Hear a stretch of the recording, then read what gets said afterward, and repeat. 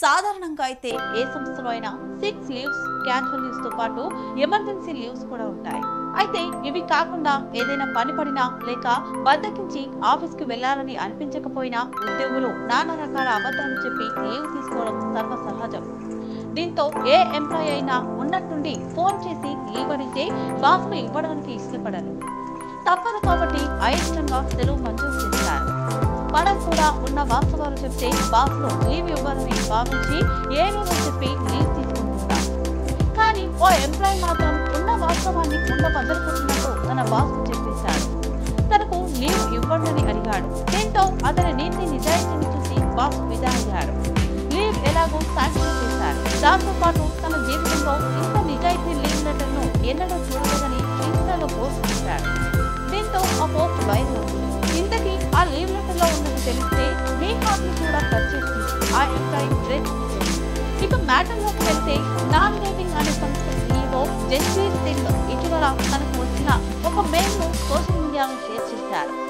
ఒక ఉద్యోగి leave breakup కావడంతో తన మనసు బాగోలేదని, అందువల్ల పని చేయలేకపోతున్నానని, తనకు సెలవు మంజూరు చేయాలని, ప్రస్తుతం తాను వర్క్ ఫ్రం హోమ్ చేస్తున్నానని, తనకు అక్టోబర్ 28వ తేదీ నుంచి నవంబర్ 8వ తేదీ వరకు లీవ్ కావాలని రాశారు.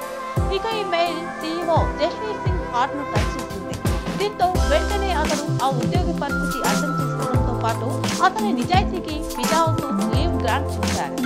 అయితే ఈ మెయిల్ పై స్పందించిన సంస్థ CEO వెంటనే సెలవును మంజూరు చేశారని, తమ సంస్థలో ఉద్యోగులు విధులపై మాత్రమే కాకుండా భావోద్వేగాలకు కూడా ప్రాధాన్యత ఇస్తానని, అందువల్లే ఏ మాత్రం ఆలోచించకుండా సెలవును మంజూరు చేస్తామని తెలియజేశారు. మా సంస్థలోని ఉద్యోగులు ఏ విషయాలు అయినా తమలో దాచుకోవని, ప్రతి విషయాన్ని ఇతరులతో షేర్ చేసుకుంటారని అన్నారు.